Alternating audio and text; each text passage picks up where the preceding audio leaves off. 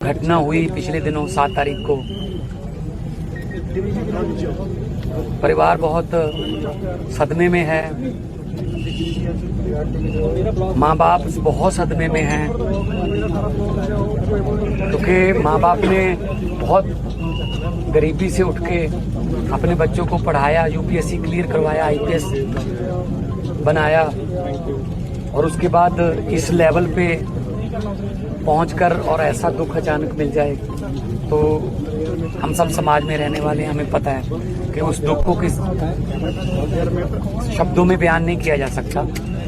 उनकी जो पत्नी है वो पंजाब की बेटी है, पंजाब में पैदा हुई, पंजाब की जम्पल है, आईएएस है, वो हरियाणा में सेवा कर रही है और उस समय वो चीफ मिनिस्टर हरियाणा के साथ जापान के दौरे पे थी और बहुत हायर लेवल की ऑफिसर है, क्योंकि मुख्यमंत्री के साथ सीनियर आईएएस अफसर ही ट्रैवल करते हैं, डिसीजन मेकर ही ट्रैवल करते हैं। तो इतने दिन इंतजार करना पड़ रहा है, उनको भी इंसाफ की गुहार लगानी पड़ रही है, जो खुद लॉ मेकर्स थे और लोगों को इंसाफ देते थे।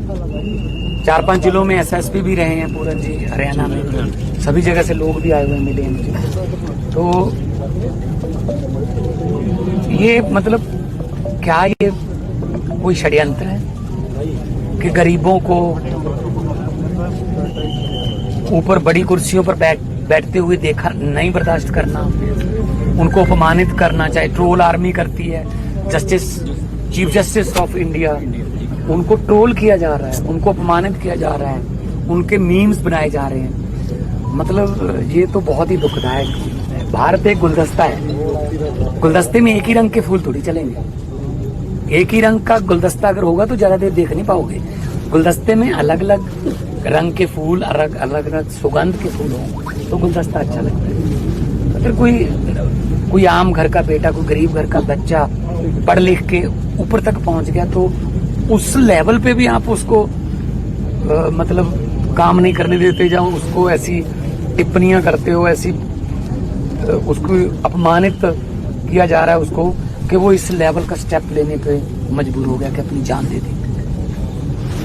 इसके लिए सोचना पड़ेगा। ये पूरे समाज के मुंह पर एक मैं को तमाचा है कि सिस्टम कैसे काम कर रहा है, सिस्टम किसको घुसने नहीं दे रहा। अगर कोई सिस्टम में आ गया तो उसको तंग करो, ताकि वो या तो सिस्टम छोड़ जाए या दुनिया ही छोड़ जाए। आप अगर कोई नीचे से आ गया, कोई पढ़ लिख के आ गया, नंबर आ गया, मेरिट पे आ गया, उसको जीने नहीं देना, उसको फील्ड में तंग करना है। उसके साथ वही भेदभाव जो बाबा साहब अम्बेडकर साहब को क्लास में नहीं बैठने देते थे, उस समय पीछे बैठाते थे। और बाबा साहब ने भी यही लिखा था, अम्बेडकर साहब ने, कि शिक्षा वो शेरनी का दूध है, जो इसको पिएगा वो दहाड़ेगा। तो उनको कितनी यातनाएं झेलनी पड़ी बाबा साहब अम्बेडकर साहब को, फिर भी उन्होंने मतलब सिस्टम के साथ अपना मुकाबला किया और कितने देशों से उन्होंने पीएचडी की डिग्रियां हासिल की, हमारे संविधान को लिखा। अभी उसी संविधान में सबको हक है, लेकिन यहाँ कह रहे हैं हम संविधान बदल देंगे। संविधान कौन सा? वो क्या कह रहे हैं, एक वो जो यूपी से कोई जो गवाही साहब के बारे में कह रहे हैं, सिस्टम भी हमारा है, व्यवस्था भी हमारी है, राज भी हमारा है, क्या कर लोगे? मतलब हद है। ऐसा लॉ कर रहे हो। आपके चीफ जस्टिस साहब ने, चलो उनका बड़ापन है कि उन्होंने कहा कि मैं माफ करता हूँ इसको, लेकिन सरकार को तो सुमोटो लेना चाहिए ना कि उनको सजा दो। जो ट्रोल कर रहे हैं बाद में कि उनके मीम्स, उनके कार्टून बनाए जा रहे हैं, ये तो बहुत ही मतलब न्यायपालिका पर भी हमला है, दलित समाज पर भी हमला है। और मतलब दुख से कहना पड़ रहा है कि 2025 में हमें ऐसी घटनाएं देखने को मिल रही हैं, सुनने को मिल रहा है। हर रोज कोई ना कोई यूपी में, कोई कहीं मध्य प्रदेश में, कहीं गुजरात में, कहीं पे मतलब दबे कुचले लोगों के लिए मतलब कोई यहाँ सेफ्टी नहीं है, कुछ नहीं है। तो उनकी जो पत्नी है वो भी आईएएस ऑफिसर है, हरियाणा कैडर की, पंजाब की बेटी है, और पंजाब की बेटी, मैं तो पंजाब से हूँ और बेटियों को अपने मायके से उम्मीद रहती है कि हमारा दुख सुख जो है हमारा वो साझा करेंगे सबके साथ।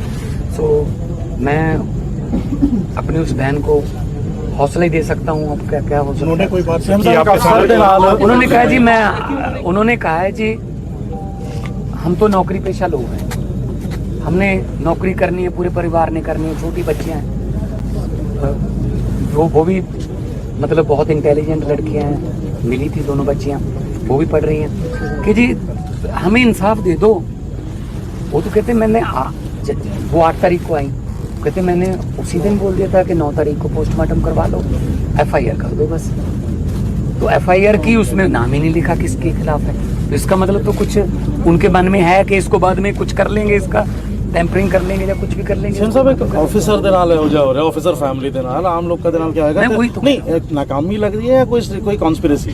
नहीं देखो जो उन्होंने लिखा है अपने उसमें तो उन्होंने कहा कि मेरी हर रोज बेइज्जती करते हैं फलां अफसर में। अच्छा वो लिख भी उन्होंने उच्च अधिकारियों को चिट्ठियां भी लिखी जी कि जी मेरे साथ ऐसा हो रहा है, क्यों नहीं काउंसलिंग की, क्यों नहीं उन अफसरों को बिठा के बात की।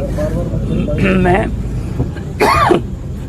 पिछले 3.25 साल से पंजाब में मुख्यमंत्री हूँ, मेरे अफसरों में थोड़ा बहुत होता रहता है, बल्कि कोई बात नहीं, ह्यूमन साइकी है, नेचर है, मैं तो बिठा के बात कर लेता हूँ यार क्यों लड़ते हो।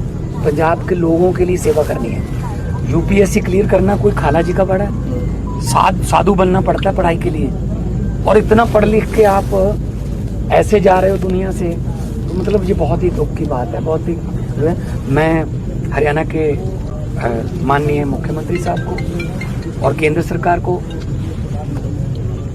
विनम्र बेनती करना चाहता हूँ कि इस परिवार के साथ खड़ी है।